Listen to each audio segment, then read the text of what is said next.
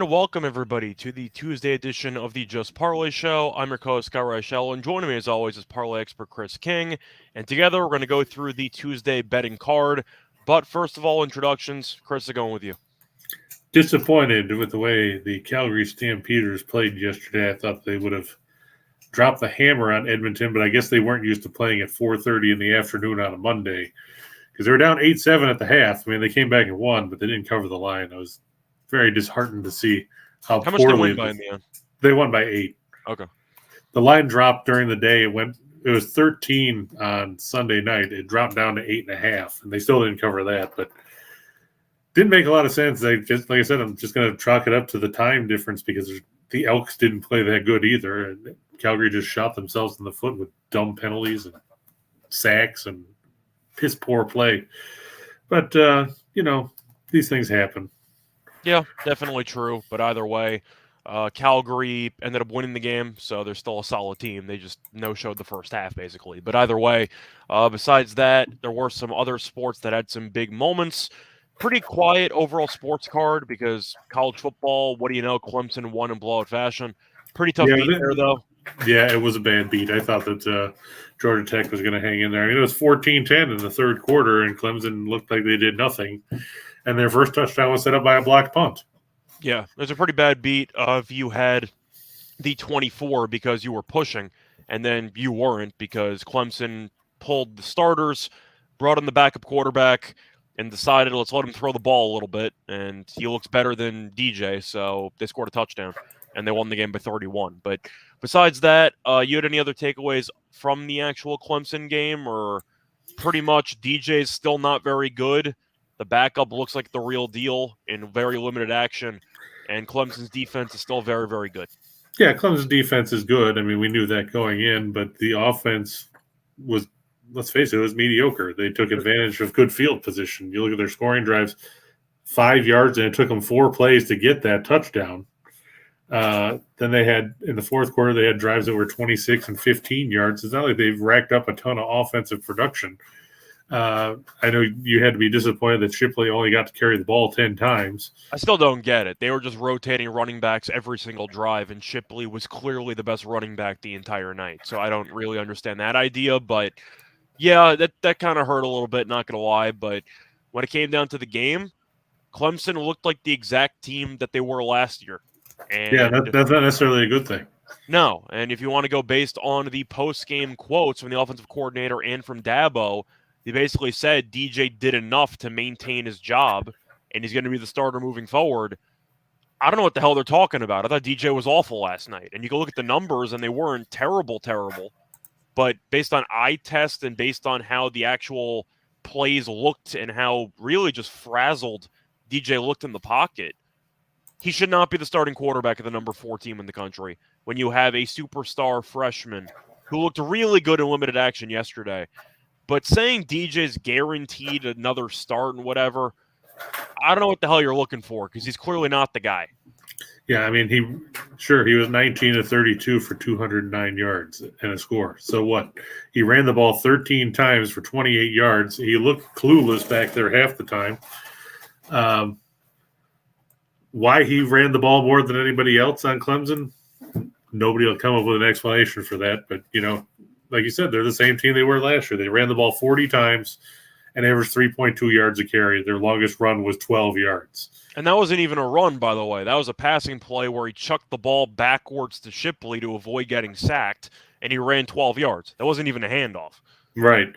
So, I mean, you look at the game, and you're talking about, did he earn the right to start for another week? Sure, because you're playing Furman next week. Then you play Louisiana Tech.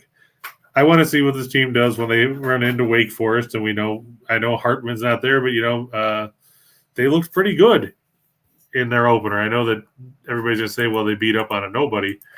There are some reports though that Hartman might actually be coming back sometime soon, so there's a chance Hartman might play in that game, but that remains to be seen. Right. But I mean, even Mitch Griffiths, he played well in the opener, 21 and 29, 288 and 3 scores, and then the week after that, you get NC State. And I know NC State didn't look great, but they still went on the road and took down a decent East Carolina team. Sure, they were fortunate, but better lucky than good. Clemson was fortunate that they played a team in Georgia Tech that probably shouldn't be in the ACC at this point with as poor as they've been in recent years. And from a personal perspective of living down here and having to listen to it all the time and hearing about Clemson, and it gets old real fast, DJ is not the answer for Clemson. He never was the answer. I know everybody jumped on the bandwagon when Lawrence had COVID a couple of years ago and he had the big game against Notre Dame. I jumped on it. That was pretty much well, but that's fine. A lot of people did, and people, drank the Kool-Aid down here like there was no tomorrow. But you look since then, and that was basically the high point of the roller coaster that's been Ualagole's career in Clemson, because it's been up and down and up and down, and most of it's been downhill since then. Yeah, and they're not going to make the CFP if he keeps playing like this, especially when you've got Wake, you've got NC State. They still got to play Notre Dame in South Bend in November. They get Miami at home in November. I mean, you're talking about there's 4 ranked teams on the schedule right now, and I don't trust Clemson to beat any of them. I don't care if they're ranked 4th or not. And the defense is very good, obviously, but the problem is if your offense is going to struggle to score more than 23 points against any competent defense, and I don't think Georgia Tech's defense is very good. Clemson, no. You also mentioned, blocked a couple punts, which set up a lot of short fields. Georgia Tech also went for it on 4th and 2 inside their own territory, and that didn't work out. So they got the ball basically at the 30-yard line as well. They inherited a lot of short fields, and they couldn't move the ball. It seemed like the go-to passing play was DJ chucking some type of jump, like some type of either out route or some jump ball on the outside, and it was incomplete about 60% of the time. A couple of questionable passing interference calls that went in the favor of Clemson, which helped prolong some drives. But DJ is not the quarterback that you think that he should be, and the fact that the offensive coordinator and Dabo are still talking him up, I think a seriously just boneheaded move. The backup is obviously better than DJ, and it's not even close. You're against Furman. At least split it down the middle, give them each a half, and have a competition out of it. But I don't know how you can sit there with a straight face and say DJ looked like he showed signs of improvement from last year. He literally looked like the same exact guy that we watched last year. The only way you can say he showed signs of improvement from last year is if you compare it to last season's opener against Georgia when they scored 3 points. He didn't turn it over. I mean, I guess that's the step in the right direction. He had no turnovers, but I'm just looking at the fact that he looked like a quarterback who panicked whenever he didn't have his first read open. He tried to run a lot, not very effectively, and I just didn't like his pocket presence. So all the issues besides the turnovers that he had last year are still there, and I don't think that's going to get rectified anytime soon. So they should switch quarterbacks. They're not going to until they need to, and we'll see if that comes back to bite them before they make the move. But either way, even with Clemson, with the much better quarterback behind center, they're not Bama, they're not Georgia, they're probably not Ohio State. So I think number 4 is the right number for them. I mean, look at their first drive yesterday. 3 plays, 9 yards, they punted. Then they went 43 yards and they fumbled. And nobody's talking about the fact that it was DJ that fumbled the ball. Yeah. So they fumbled the ball in the red zone. Then the next drive, they go 3 plays, lost 6 yards and punted. 3 plays, 9 yards and punted. By the time they scored a touchdown, it was because they blocked the punt and had the ball at the 5-yard line, and it took them 4 plays to score. It was a disaster. You're going against Georgia Tech. You're not going against Georgia. 4 plays to gain 5 yards. You're not going to get it done against any credible team if you can't move the ball against Georgia Tech. Also, I'm not sure, but if Clemson loses 1 game, are we sure that they're still going to make the playoff? Because I'm looking around the ACC. I don't see many good teams. I know that it's a Power 5 conference, and you try to create some parity. You're assuming both Bama and Georgia will get in. So you get 2 SEC teams in there. But the Pac-12 is a lost cause since Utah lost. You could argue USC, but I don't think they're going to run the table. And you're looking at their other big conferences. The Big 12, kind of iffy. I still like Baylor. We'll see what happens moving forward. But a lot of conferences have question marks. But if Clemson loses a game to NC State or Notre Dame out of conference or Miami, maybe in the conference title game, I don't think the resumes of their competition in the ACC are good enough to warrant a one-loss team getting in. I think Well, no, Clemson I needs mean, to run the table. yeah, I mean, you look at the teams they play. Like I said, nobody cares if you beat Furman and Louisiana Tech, and nobody really cares if you beat Boston College or Florida State or Syracuse, And because Boston none of College those teams are lost to Rutgers, so that doesn't right. mean anything. Yeah, that's what I mean. So nobody cares if you beat those teams. Nobody cares if you beat Florida State and Tallahassee. It's not the Bobby Bowden era. So you're basically your season hinges on those games against Wake and NC State and Notre Dame and Miami. And if you lose one, or God forbid you lose two of them, there's no prayer in hell you're going to make the CFP. I don't care if you win the conference title or not. They'll go pull some one-loss team out of the middle of nowhere and stick them in there. You'll get like you said, Baylor is good, and Oklahoma State, or somebody out of the Big 12, Oklahoma, Pennsylvania, A&I Tech, Community College State, could get in. Point is, I think you have 3 locks for the playoff as far as I'm concerned. I think Ohio State's the third one, and you got Bama and Georgia. So you have a lot of teams competing for one spot. I don't think Clemson with one loss will be good enough to get in. I'm just going to say that. It might be a hot take, but that's where I'm going to stand on it. So if you want to keep trying to poke the bear, and if you want to keep trying to stick your hand on the hot stove with DJ as your quarterback, be my guest. But he's clearly going to be a guy that will cost you a game sooner than your backup quarterback would. Yeah, and I don't understand the premise. I don't understand why everybody's all hung up on DJ. Don't understand why they drink the Kool-Aid down here. They did it with Kelly Bryant. I texted you that with Trevor Lawrence. Lawrence was clearly the guy. Instead, they waited for Bryant to be awful against A&M, and they made the switch basically mid-game, and they ended up winning that game barely. I believe it was like 14-10. It was something ugly. But either way, the point is they made a switch, and it worked, but you waited way too long to make it, and you almost cost your entire season because of one late switch. I think Clemson's season, first of all, they're not going to beat Georgia or Bama, let's be clear. They're just not good enough. But they might not make the playoff if they hold on to DJ for too long. But either way, that's kind of the takeaway. Georgia Tech, we know, is not very good. Speaking of quarterbacks, it was officially announced that Trubisky is going to be the starting quarterback for the Steelers. On top of that, his first season with the team, he was already named team captain, which I find kind of fascinating.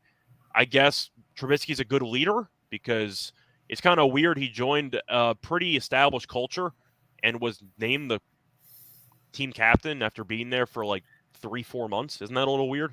Well, I mean, who are you going to give it to on offense? I mean, Harris has only been there a year. You're not going to give it to Claypool because he's an offensive lineman. I don't know, somebody. Do they have any offensive linemen that have been around that are worth a damn? It's a good question. They did have to replace basically everybody, but I don't know. I found that kind of fascinating. I'll give it to Benny Snell, backup running back who's been there for like 5 years. I don't know. It just caught me off guard. I'm not surprised Trubisky got the starting job. In fact, going into the preseason, I projected based on the initial depth chart, and I just thought it'd be the same. You'd have Rudolph at number 2, and you'd have Pickett at number 3. And Pickett looked good in preseason, but Tomlin, of all people, is not going to try to rush a rookie quarterback to start immediately. So I'm not shocked that Pickett's number 3 in the depth chart. He's not number 3 now. He's now number 2. He is 2. He passed Rudolph. I thought he was 3. Yeah, he's 2 now. Okay. As of today. Tomlin said it was a clerical error that they had him at 3. I didn't realize that there was an error, quote unquote. I'm not sure how that happens anyway. But the point is, he blamed it on copy pasting. Okay, he's 2. So either way, he had a good preseason. I'm not surprised, but I'm definitely not surprised Trubisky starting. Is that going to work? I don't know, but that part did not surprise me. I'm assuming you agree with that. I know you watched him a bit in Buffalo. Yep. He was a backup quarterback, but I'm not surprised that Tomlin decided to not use the rookie quarterback to lead his franchise. Yeah, I mean, you're not going to throw him in there from day one. I mean, the Steelers obviously have a proud tradition. And they could have, but they wouldn't have done it. Right, they're still going to try to win games here. And, Trubisky, I think he had a chance to clear his head last year because he didn't have to play for the Bears and get his brains beat in repeatedly. And, I think he learned a lot from Ken Dorsey and Brian Daboll last year in Buffalo, and I think it'll help him going forward. I still don't think he's going to have a ton of success just because there's so many issues with Pittsburgh, with their offensive line, and outside of Freiermuth and Johnson, I mean, do you trust Claypool was a head Claypool? case, but Right, and I don't remember who their third wideout is. they got Pickens, who they drafted. Oh, that's right. And you've He's got good, but Harris, he's a rookie. You're going to have to wait and see. But the offensive line's going to get him killed anyway. right? And that's what I'm worried about. Is did he just walk into another situation with another offensive line like he had in Chicago? He might have, but either way, they made the playoffs last year with Big Ben somehow. So you figure Pittsburgh might be able to find a way to 9 wins. So we'll see what happens there. I know there's a big day in tennis. You had a couple of upsets, a couple of really long matches. Starting off with the big upset, you had the American end up moving on, beating Rafael Nadal as Tiafoe won in 4 sets. On the podcast, the tennis podcast, I actually liked him to win the first set. I thought he'd actually make a match out of it. I didn't pick him to win, but Nadal's serve was a disaster for the entire tournament, and he ended up beating Gasquet handily in the previous round. Gasquet, like him, is past his prime. Nadal still has a lot left in the tank. Gasquet does not, and Nadal is 18-0 lifetime against him, so Nadal killed him. And Tiafoe looked really good. He serves well, broke whenever he needed to. I believe Nadal double faulted 9 times. It's a good upset. It's a nice win for Tiafoe, biggest win of his career. I can't say that I'm totally shocked because Nadal really didn't look great in the first couple rounds of the tournament, and the bad serving came back to bite him. I don't know if you follow tennis or you have anything you want to add, but that was my main takeaway. No, you follow tennis a lot more than I do. I will say that. I watched part of the Alcaraz Cilic. It is Cilic, right? Cilic. Yeah. That's the problem. I have a hard time trying match. to pronounce the names because I don't watch them that much. It was a good time. That was a good match. But, that was a nice long match there. Went 5 sets. Yep. That went 5. The center match went 5 against Ivashka. A couple of really good matches on the night card. I saw Andrew was asking, does Kachkanov at plus 330 have a shot against Kyrgios? Okay, so that's how you pronounce it. I always thought it was Kyrgios because that's what I always used to hear people pronounce it as. Yeah, I believe the G is silent, which I learned a couple months ago. But either way, Kyrgios is the favorite to win the tournament right now. He made the finals at Wimbledon. It seems like he finally has gotten past his mental demons. He still will yell at his box every now and then, but it seems like the overall mental lapses are at least fewer and further between, which is nice. He's one of the most talented players on tour, is not in doubt. He played so well against Medvedev, and I had the over in that match. It absolutely killed me because of how well he played in that 4th set. But I think Kyrgios should end up beating Kachanov. Kachanov beating Busta kind of surprised me. He went 5 in that one. But Kachanov's extremely volatile because he's a very good server, but occasionally he'll self-destruct. And Kyrgios is an underrated rallier. He can keep the ball in play when he needs to.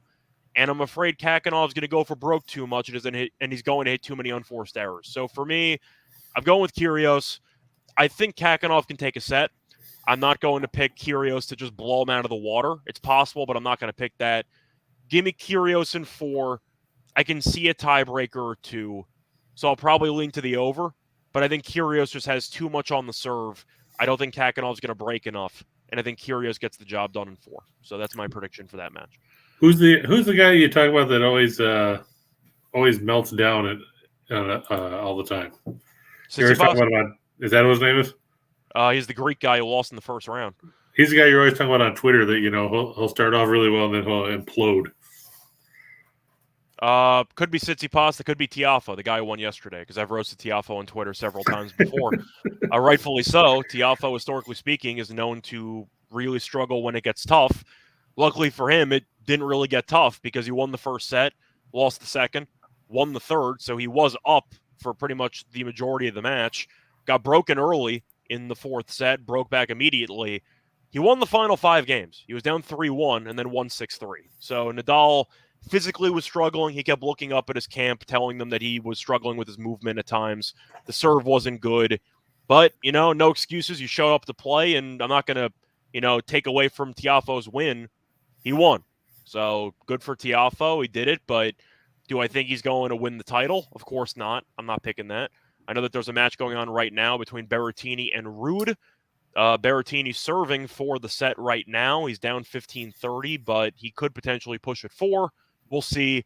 But if you're asking me for my thoughts on the matches tonight, you only have one with Kyrgios and Kachanov. I'll take Kyrgios in 4 with probably at least one tiebreaker involved. Andrew said he bet on Coco Gauff. She's been good. You know, she was the American Phenom. She showed up when she was, I believe, 16 or even 15 at the time.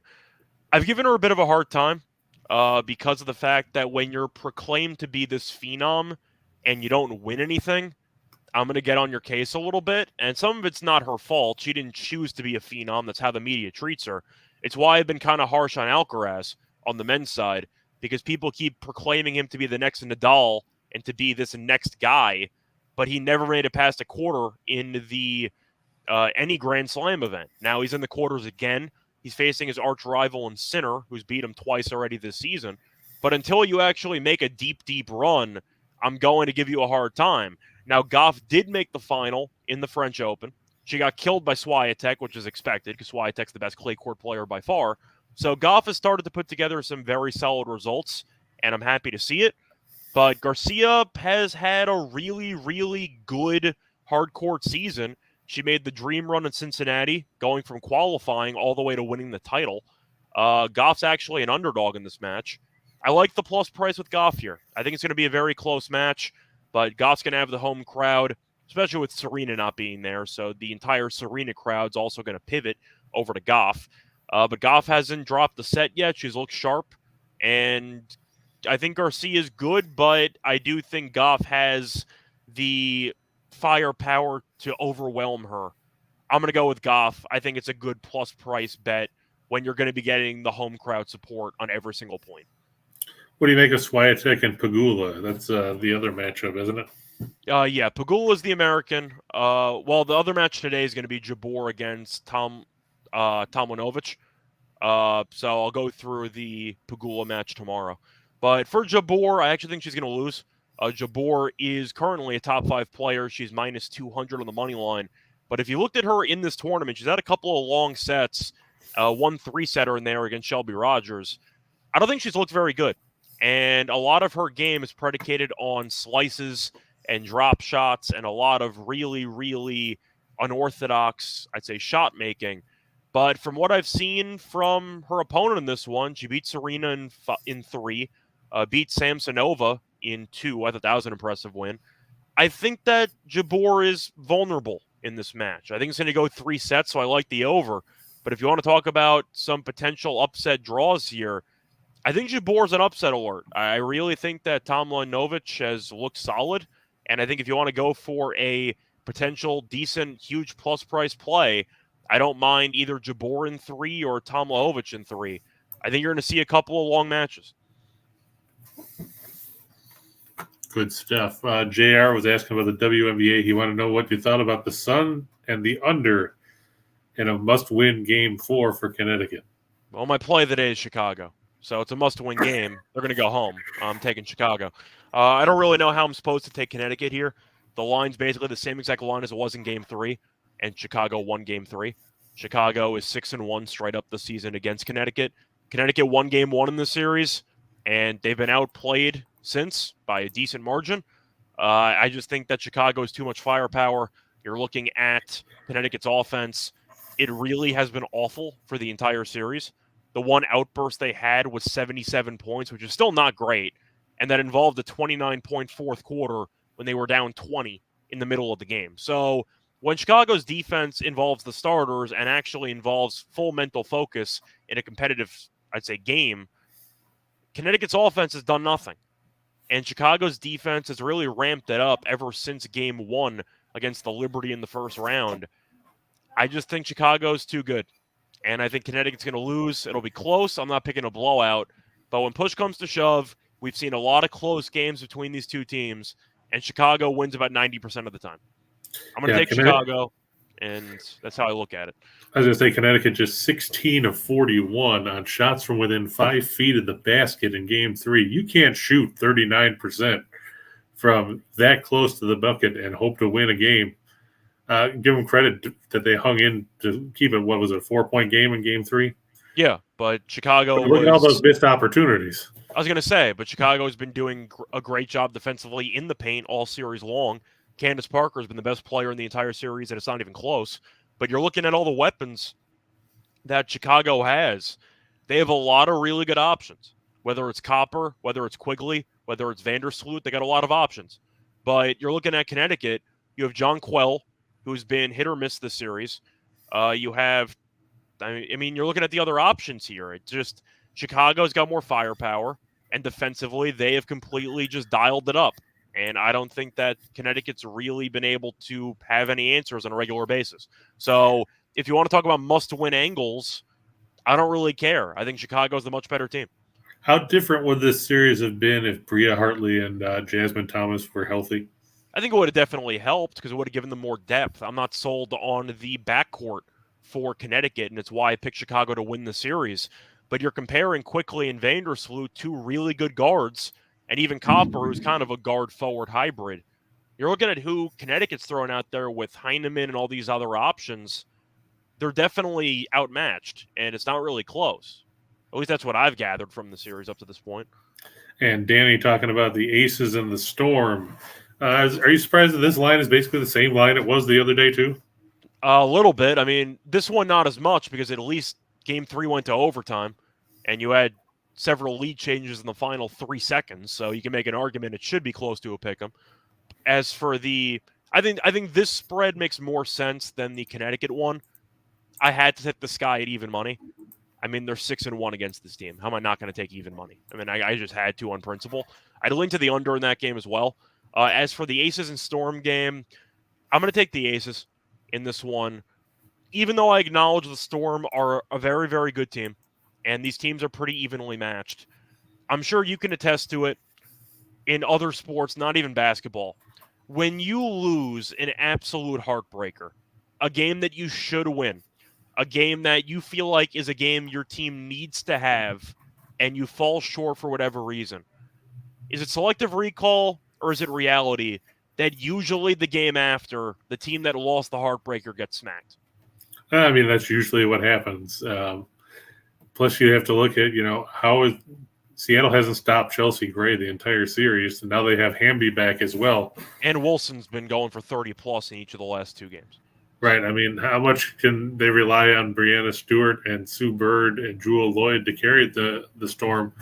They need to get something from somewhere else, and they really haven't found it. Yeah, and Lloyd has not shot the ball well in the series. Bird hasn't. She had 17 last game, but that was significantly higher than her totals in Game 1 and Game 2. But it goes back to what I said about trying to come back from such a heartbreaking loss. I think Seattle emotionally is dead to rights. I think that was a game they needed to have. They had the Sue Bird three-pointer in the corner. They had it in the bag.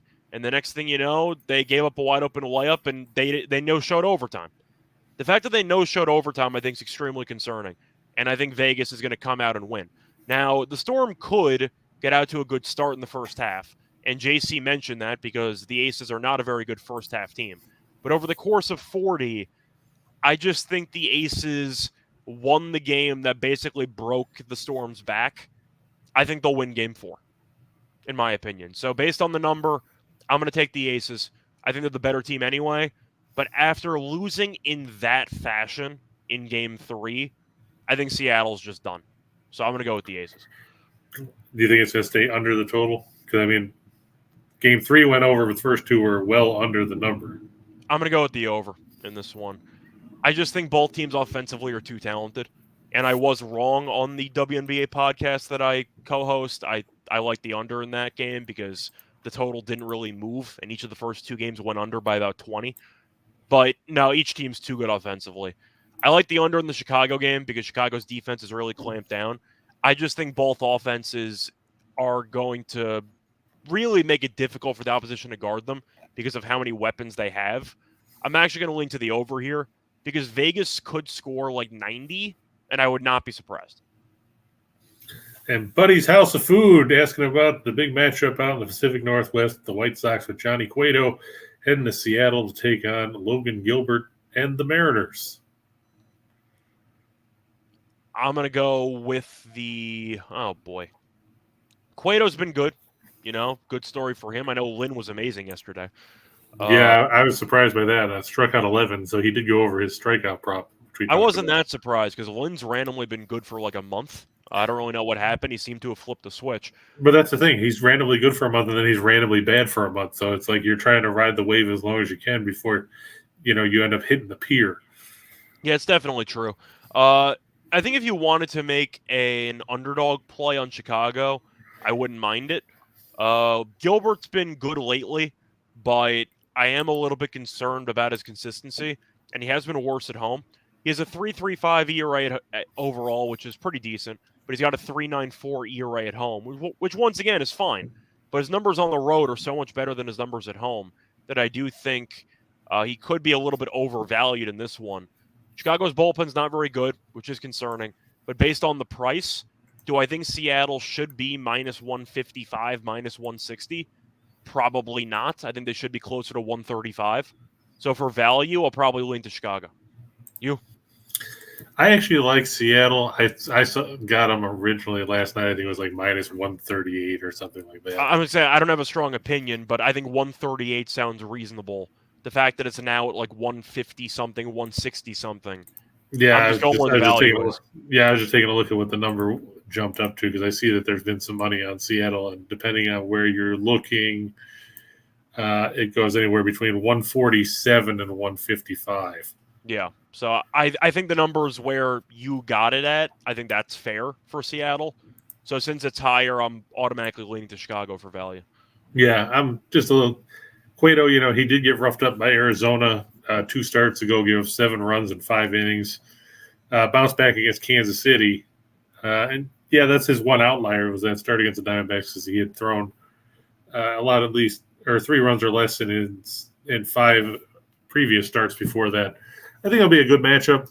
Gilbert, his numbers aren't as good at home, mainly because of sample size. If you look, he's thrown 91 2/3 on the road to 64 at home. It's going to be a very competitive game.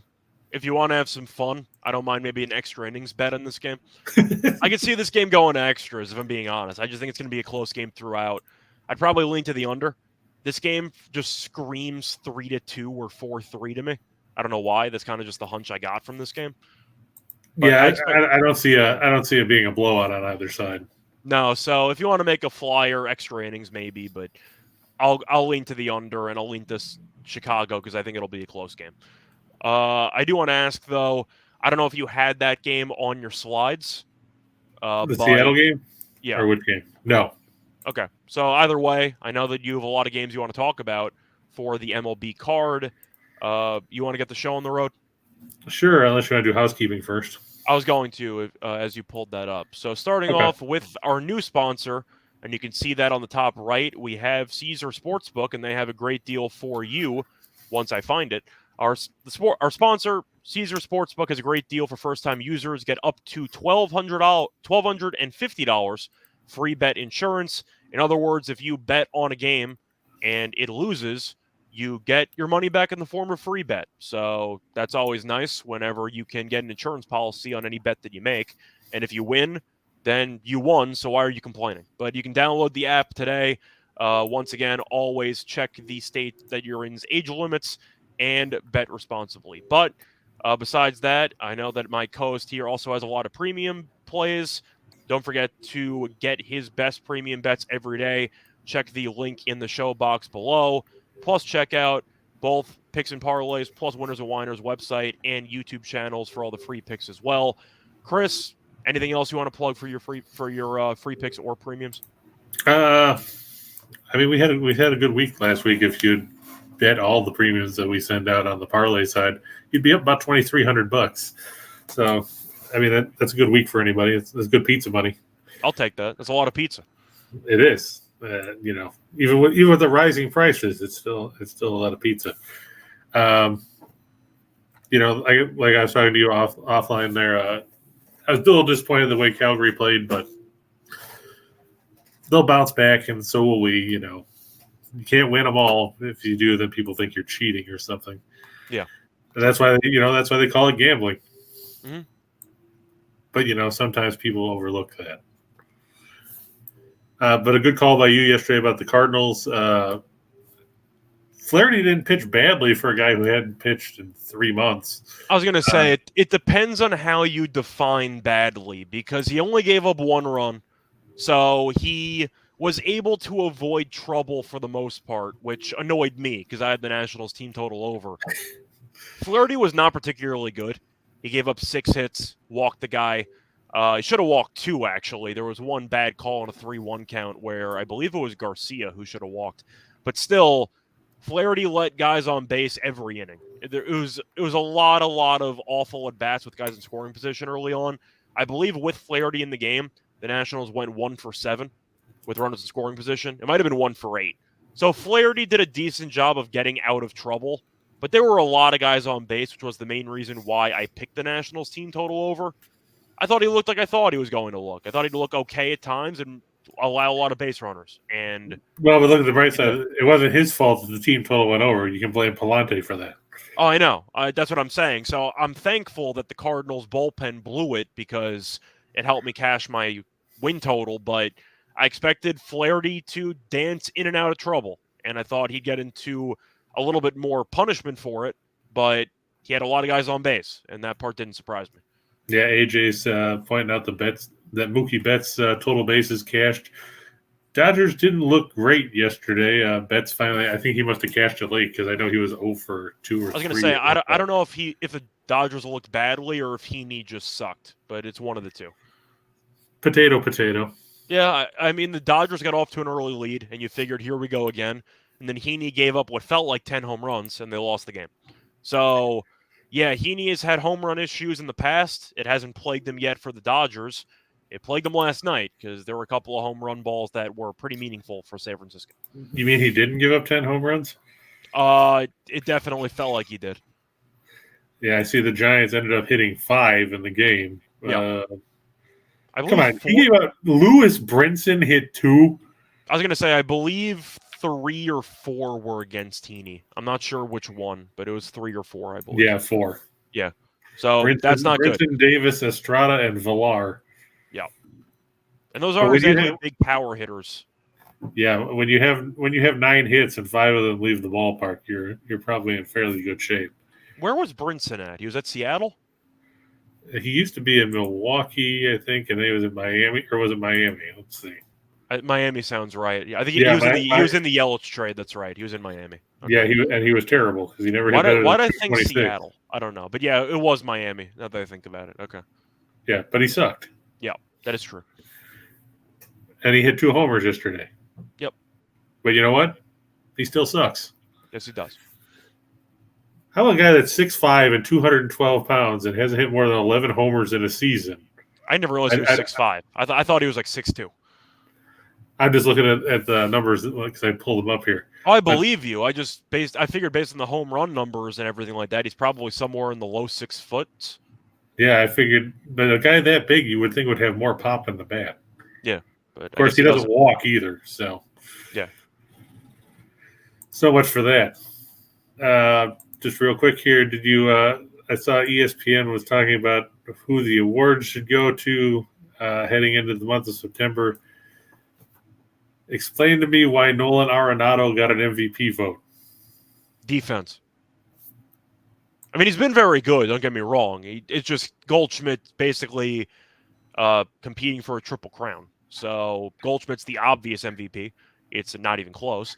I think the AL's not even close either. And people keep trying on Twitter to make a case for Ohtani. Judge is minus 1,000. Like, it's not happening. Like, Judge is getting it. And the fact that Judge has carried the Yankees, and the fact that really the Yankees haven't hit besides him for about a month straight, and Judge might hit 60 home runs, and he's never won the award before, and he's in a big market with the Yankees, it's a done deal. If Judge stays healthy for the rest of the season, he'll win the award. I don't think it's going to be close. Now they're saying in the AL Cy Young, 13 of the 17 people they polled said Verlander, 2 say Dylan Cease, 2 said Ohtani. It's going to be Verlander. And you could argue, what if Verlander misses the rest of the regular season? His ERA is 1.84. And I talked about the narrative, and people are suckers for the narrative. He's coming off of Tommy John surgery. He's arguably the best pitcher of his generation. He's going to win the award. I mean, I've repeated a lot of what I've said before about these awards, but nothing has changed on my stance with any of these guys. Well, they're saying that, it leaves a lane for Cease because Cease's ERA, don't forget, 2.13. Oh no, Cease has a lane because he's been great and he almost had a no-hitter last time out. So I'm not saying that he's dead to rights, but I'm saying if you ask me who I think is going to get the award, I think it's going to be Verlander. And in the National League, 16 of the 17 people voted for Alcantara. Kylie McDaniel, who I respect what he does with reviewing prospects and farm systems, went with Aaron Nola. Okay. That's not who I would vote for. Alcantara has struggled recently, but he's got the award in the bag. He's pitched significantly more innings than anybody else in the league. Yep, more 20 more than anybody else. So he's going to win the award. I'll tell you right now, Alcantara's going to have it in the bag. So I'll pick him. The one award I was on the fence about, which I have officially been decided on in the past week, was NL Rookie of the Year. It's going to Strider. Oh, yeah. It has to at this point, doesn't it? At this point. I was on the fence before because I think you could have made a case maybe for Harris. He struck out 16 guys. You don't set a franchise record for strikeouts in a game while also being 1A, 1B for an award and not swing everybody. He set a franchise record. He's going to win the award. So Strider, I've also added basically to my lock category. I think Strider is going to win this award. I don't think it's going to be close. Now, what about the other big thing they were talking about was the NL East. Will the Mets hold on? Will Atlanta overtake them? We go into today with a month, 4 weeks, give or take, left in the regular season because I know it runs in the beginning of October. You could just go by games. They basically have 27 games apiece. Yeah, the Mets with a 1-game advantage at this point. Will they hang on? Will Atlanta overtake them? I think I'm taking Atlanta. I've been trying to hold on to the Mets just because I do like their overall roster. I can't even explain what the hell Atlanta's done for the past 3 months. This is historic territory. And the Mets, of course, have been no slouch in their own right. But Atlanta got off to a bit of a slow start. You're worried about the hangover. What the hell is going on with them and the Dodgers right now for the past 3 months? Because it seems like they kill everybody. And it's not even close half the time. I'm going with Atlanta. Just as an aside, here's the closing schedules for both teams down the stretch. The Mets play 3 at Pittsburgh starting tonight. They have a doubleheader tomorrow since they were rained out yesterday. Then it's 3 at Miami. Then it's 3 at home against the Cubs, 4 at home against the Pirates, 3 at Milwaukee, 3 at Oakland, 2 at home against Miami, 3 at Atlanta at the very end of September and the beginning of October. They close with 3 at home against Washington. Okay. Meanwhile, Atlanta gets 2 at Oakland starting tonight, 3 at Seattle, 3 at the Giants, 3 at home against the Phillies, 3 at home against Washington, 4 at the Phillies, 3 at Washington, those 3 games with the Mets, and they close with 3 in South Beach against the Marlins, who obviously will have nothing to play for at that point. In other words, the Mets have a significantly easier schedule, and it's not even close. Right. Yeah, so I'm guessing you're going with the Mets then? I'm going to have to, but I got to watch out for the Mets pitching. Will DeGrom hold up? Can Scherzer? He says he's okay for his next start. We'll have to see. I'm concerned. He said he had an issue with his entire left side. Yeah, but he said today he's fine. Sure. Okay, we'll see. Carrasco, we talked about hitting the wall potentially because he hadn't pitched so many innings. He got roughed up by Washington the other day. Walker's Walker, so you know that he's either hurt or he's going to get hurt again. Or he's going to get lit up by some shit team like Pittsburgh. Usually it's correlated, the injury with the getting lit up because he goes on the IL right after it. True. But the Mets pitching has been mediocre recently. And Atlanta's pitching, I still don't like Jansen as the closer. That's been a disaster that's true. Recently. So that's a concern. But I think I'll lean to Atlanta. It's really one of those cases where both teams are so good that I don't know if it really matters. Like, whoever is the wild card out of those two teams, I'll pick them to win their first round, and I'm sure they'll be favored to win their first round. I don't think it really matters in the grand scheme of things. That's fair. Richie said he leads towards the Pirates on the run line tonight against the Mets. I don't know if I trust Mitch Keller that much. Keller's been mostly good recently, but okay. I guess you can make a case for it. I don't hate it. I wouldn't pick it myself, but, I'm rooting for you, Richie. Anyway, you want to get into your picks?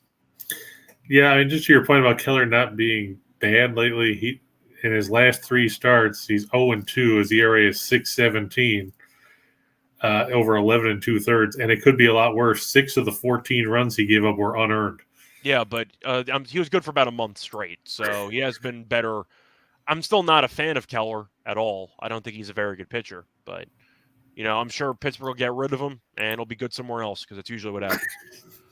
Maybe they'll trade him to Kansas City. No, he'll sign with the Astros. It'll turn into a random 13-game winner. True, but why not? Everything else that they touch seems to pan out. Yep. All right, so we'll go to 2 for the money. I'm going with the Braves. It's my favorite pick of the day. It's Kyle Wright with his 17 wins. I know Cole Irvin has pitched well for Oakland. Here's my problem with the A's. They can't hit. There you go. Yeah. Worst in the major leagues in offense at home. They average less than 3 runs a game. The exact number, in case you were wondering, is 2.85. Mm-hmm. They hit, I think it's something like 205 or 206 at home. Not a good number when you're facing an Atlanta team that's second in the majors in runs per game at 493. They're third in runs per game on the road at 494. Let's face it, Irvin. Here's the thing: he pitches well. The Braves are familiar with him from his time in Philadelphia, and he throws a lot of junk. And while there's a lot of open space out there in the Ring Central Coliseum to go with all those empty seats, that just means that the outfielders are going to have to chase the ball a long way into those gaps. Mm-hmm. I don't trust the Braves, or I don't trust the A's here to hang in against the Braves. I'd probably take the run line. What about you, Scott? I take the run line as well. Irvin's been good, but the bullpen's not very good for Oakland. I just think Atlanta's got just an absolute gauntlet in the lineup, and everybody that you have to face is good, and it's the opposite in Oakland. Everyone you face is bad. So I'm going to go with Atlanta because I just think they're going to have too many opportunities to generate big innings, and Oakland really can't do that. Yeah, Vaughn Grissom has played really well since his call-up. Solidified the bottom of that lineup. We always talk about how some of these teams have big holes from 5 down. Atlanta doesn't have a weak spot anywhere. And it's like them and the Dodgers. That's basically the 2 lineups you look at and go, well, they're just loaded from top to bottom. Yep. The Guardians over the Royals. I took the Royals yesterday. Brady Singer didn't pitch that long. They lost in extras. Very disappointing performance. Cleveland, they scored more runs yesterday than they did in their 5-game losing streak. Mm-hmm. Here it's Bieber and Bubic, and I can't trust Chris Bubic. I know Bieber has been strong of late, took a couple of rough decisions because the team didn't score any freaking runs for him. Go back to that game where he lost to the White Sox. He lost to Cueto in a 2-0 game.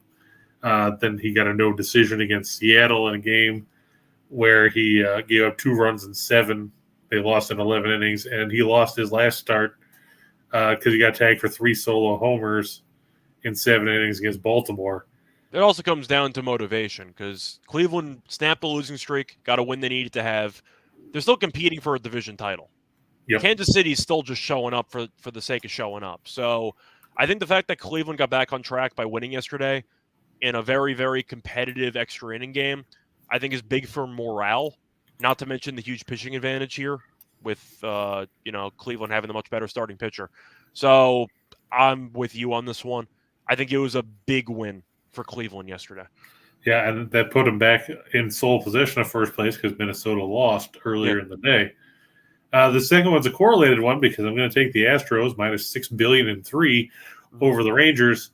Let's face it, the Rangers couldn't dent Hunter Brown yesterday, making his major league debut. I said I thought Brown would pitch well, so I'm not surprised. And he did. 6 scoreless innings. Only threw, I think, 76 or 78 pitches to get through those 6 frames. Yeah, he was great.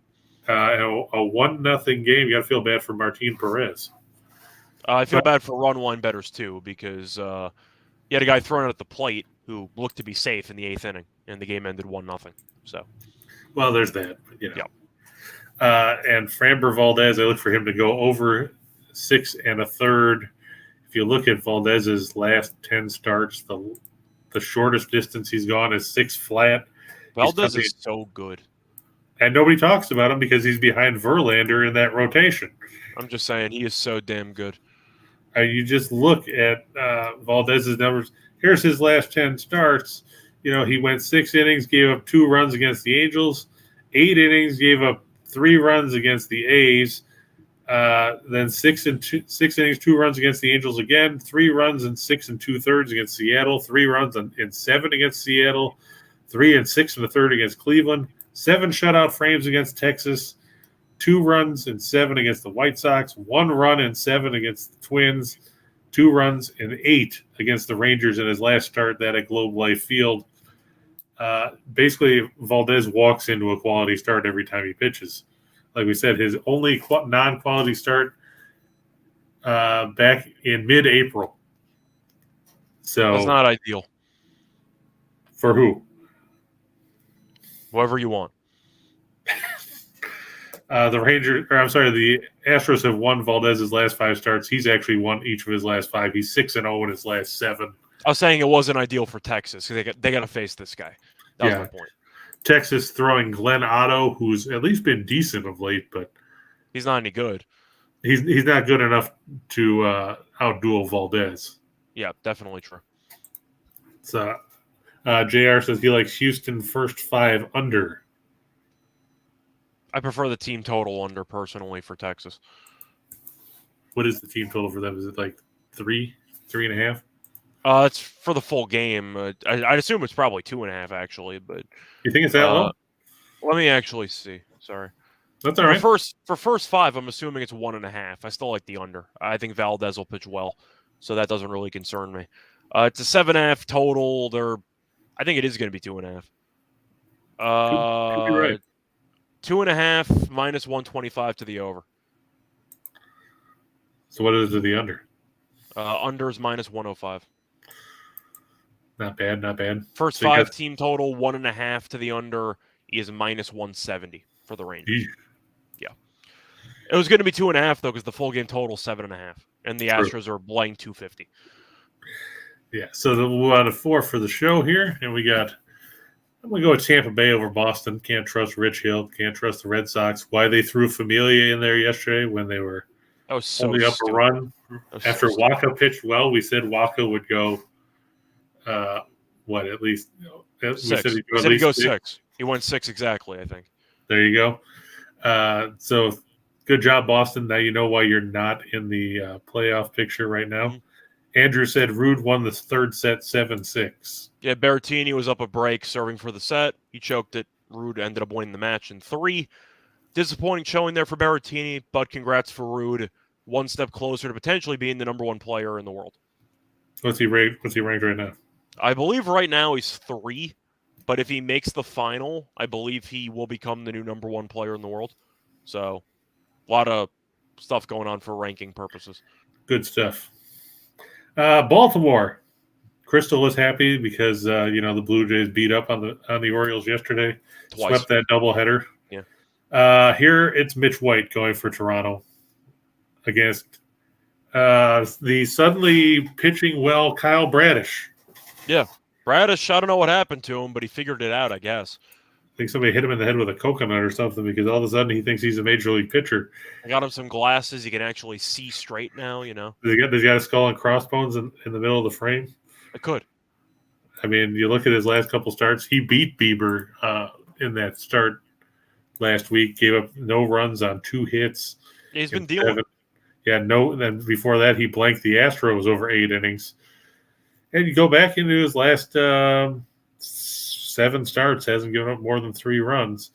I mean, he hadn't gone deeper than 5 2/3 before these last 2 outings in that stretch. But yeah, this is 15 straight scoreless innings in his last 2 starts coming into this one. Bit surprising. I look for him to keep it going. I just don't trust Mitch White. Yeah, I agree. The Angels over the Tigers, in case you missed it yesterday, or to quote Harry Doyle, in case you didn't notice, and judging by the attendance, you didn't, the Angels have managed to win a few here and there and are actually threatening to climb out of 4th place. They're actually 3rd now because Texas lost yesterday. They're Detroit's such a lost cause, man. They are so bad. Yeah, they are. They're dead last in runs per game, fourth worst in team batting average, dead last in OPS. Ohtani had 2 home runs yesterday. I believe Trout homered as well. Yep. It's 130 against. Is Detroit the worst team in the league? I mean, probably Oakland. Are you talking about record-wise, or are you just talking about? No, just perception. You got Oakland, you got the Nationals. Detroit's Oakland's actually won a few games. So. I was gonna say though, is Detroit like bottom 3? I got to assume that's a. Oh yeah, they're bottom 3 for sure. And Pittsburgh, don't forget Pittsburgh. I think Pittsburgh's better than Detroit right now. It's not saying much. It'd be a toss-up. It'd be an interesting 7-game series to see which team can lose for the fastest. I'll take the Pirates in 6 in that series, but I'll go with the Angels as well. I think 130 is a very good price, just blindly fading Detroit at this point. Yeah, I looked this up because I was working on the game for tomorrow with the Angels and the Tigers. Ohtani and Trout have combined for 62 home runs. The Tigers as a team have 80. Oof. In 135 games. I believe Judge at one point, I don't know if it's still true, has more home runs in the second half than the entire Tigers team. That's quite possible. Let's see what Detroit's numbers are. It was the case like a week ago, and Judge continues to homer, so I'm assuming it's still true. Let me take a look. Tigers. It's only the second half, though, so I don't know if you can actually find that. But oh, yeah, I can pull it up. Baseball Reference has all that good stuff. Well, either way, you can just round out the parlay until then. Yeah, Jose Quintana over 4.5 strikeouts. I mean, let's face it, they're facing Washington. Yeah. Washington's been hitting the ball well lately, though. Yeah, but they also strike out a lot. They do, but just throwing it out there. If you want an underdog or a long shot tonight, I was right yesterday. I thought the Nationals were live, and I thought Flaherty laying 250 was a joke. Espino I don't like, but I'm not exactly sold on Quintana. I don't think the Cardinals should be minus 250 tonight either. I'll tell you that much. I think they should be closer to 200, so I'll go Nationals. Second half of the season, the Tigers now have a combined 27 home runs as a team. That means they have Judge beat by like 2, maybe, or like 3. Judge in the second half. Let's see here. I'm assuming he has like 23 or whatever. 21. Okay, so Tigers passed him. Congratulations. But I think going based on value, I don't mind the Nationals' money line. They've scored. Yeah, I didn't even scored put a lot that of game. runs recently. I don't mind it. Yeah, that's why I didn't touch that game, because I don't trust Quintana to do a ton. I just figure that the Nationals have enough weak spots in their lineup that they can strike out a bunch. Quintana laying 250. Like, that's just so absurd to me. Yeah, that's why I didn't touch that game. Yeah, I'd lean to the Nationals, though. And that takes us to the shot in the dark. Got a bunch of fun stuff up here today. I'm going to go with Bryce Harper over 1.5 total bases against who the hell are they playing? Miami. Oh, that's right. It's Jesus Luzardo. Yeah. Scott, explain to me why Bryce Harper should be plus 143 against anybody. Because Luzardo's a lefty. It's usually based on lefty, lefty, righty, righty. That's why you usually find the big prices. I don't care, but that's the main logic behind it. Does it make sense to you? No. I don't think Luzardo's that good. He's been better this year, though. I'll give him props, but Harper is still a very good player. There's one that I figured you would have, and we'll talk about it in a couple. But I like Harper. There's one play, though, that I think is my favorite play out of this list. And I'm sure you know what it is, but we'll get to it. Yeah, I'm sure it's coming up in like 45 seconds. Yeah, give or take. Ohtani over 1.5. I get it, because Eduardo Rodriguez is a left-handed pitcher. Eduardo Rodriguez is also not a good pitcher. No. And we just saw yesterday Ohtani, like you said, homered twice and beat the living shit out of Anaheim or out of Detroit. Mm-hmm. Do you have any faith in Eduardo Rodriguez here? No, he's bad. I mean, he did beat the Angels at home in August, but he only threw 5 innings then too. Yeah. And Ohtani, like you said, has been on a bit of a roll. And, I heard you were going to vote for MVP. Ohtani? Yeah. I am not, but, I think You it's look easily judged. You look at Otani's last 10 games, he's gone over the total base prop in 7 of them. Mm-hmm. 2, 3, then he had a 0 against Toronto, then 6, 5, 3, 4. Then he was shut down by Houston in the 2 games he played in that series, 1 and 0. But yesterday he had 10. So his last 10 games, he's averaging 3.4 total bases. He's averaging 1.4 hits in his last 10. I mean, he's homered 5 times in the last 10 games. I mean, you don't even need a bunch of big numbers to get over this number. So that takes us to Scott's probably favorite play here, and that's Ryan Mountcastle. It's actually not my favorite play. It's my second favorite play. It's my second favorite play. Well, Mountcastle, everybody knows how well he hits Toronto. We talked about it a bit yesterday when he doubled home a run in the first game of that doubleheader. He's basically owned Toronto pitching all year.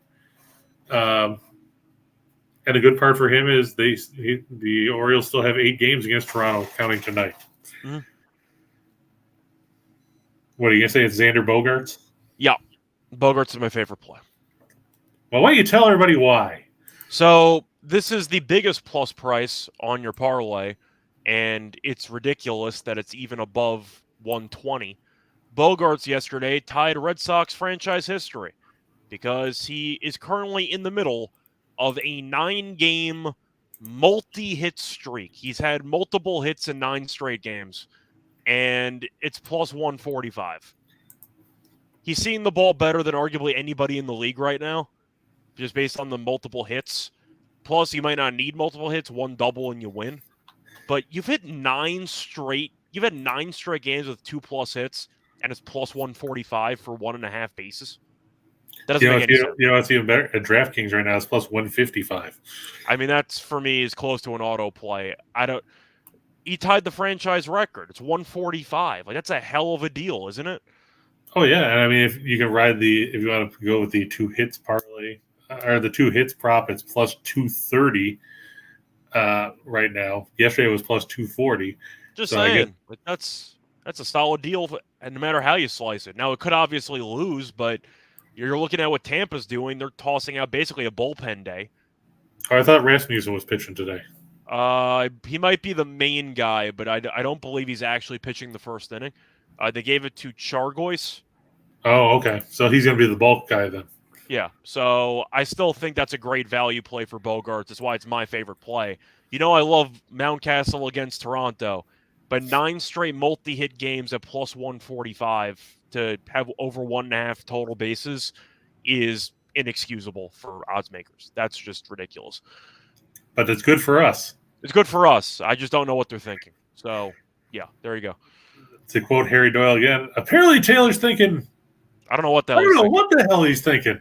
Yeah. I'm going to go back to Jose Ramirez today. Let's face it, Bubic is not good. And Ramirez is the straw that stirs the drink for Cleveland's offense.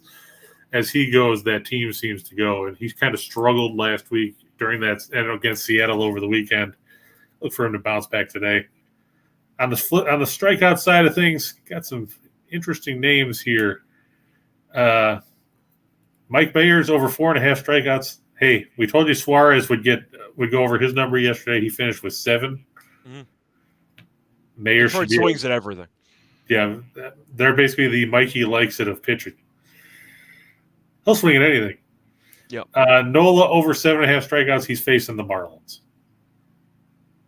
What can we say about the Marlins? Are they basically the National League version of Detroit? They have a first 5 team total of over under half a run. The over is minus 175. That is fantastic. I probably would take the over because Nola gave up 8 runs the last time out, and you might see a home run or 2 in Citizens Bank, but I got to like the over for strikeouts because you're hoping Nola gets back on track, but the Marlins can't hit either way. What about Garrett Cole, Scott, facing the Twins? I know the last time he faced them, he got shelled for 5 homers in that game that the Yankees came back to win 10-7 or 10-8. Yeah. What do you make of him against Minnesota tonight? I think he'll pitch well. Trevino as his catcher, he's been amazing on the mound. He's been good lately. I'm still going to go with it. Minnesota with Buxton being out, the lineup's falling apart, which we expected. Yeah, especially watching Arias swing at that pitch that was about 4 feet outside. Yeah, I'm going with the over as well. I think Cole, it's going to be close, but I think he finishes with 8. Kyle Wright over 5.5 strikeouts against Oakland. He's probably going 6 or 7 innings. Yeah, I got no problems with that either. And Bradish over 4.5 strikeouts against Toronto. I mean, your only concern is if he gets shelled, but he's been good lately, so he should give you, 6 innings? That's what I'm thinking. That's what I'm banking on anyway. Yeah. I just think that, there's some other options out there if you wanted to chase Eduardo Rodriguez. Over 4.5 was like plus 105.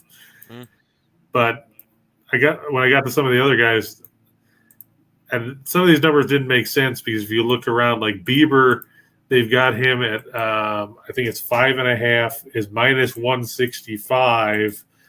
But then when you got to 7.5, it was still minus 130. That's not great. But if you go to Bet Rivers or Unibet, over 6.5 was plus 102. Explain that to me.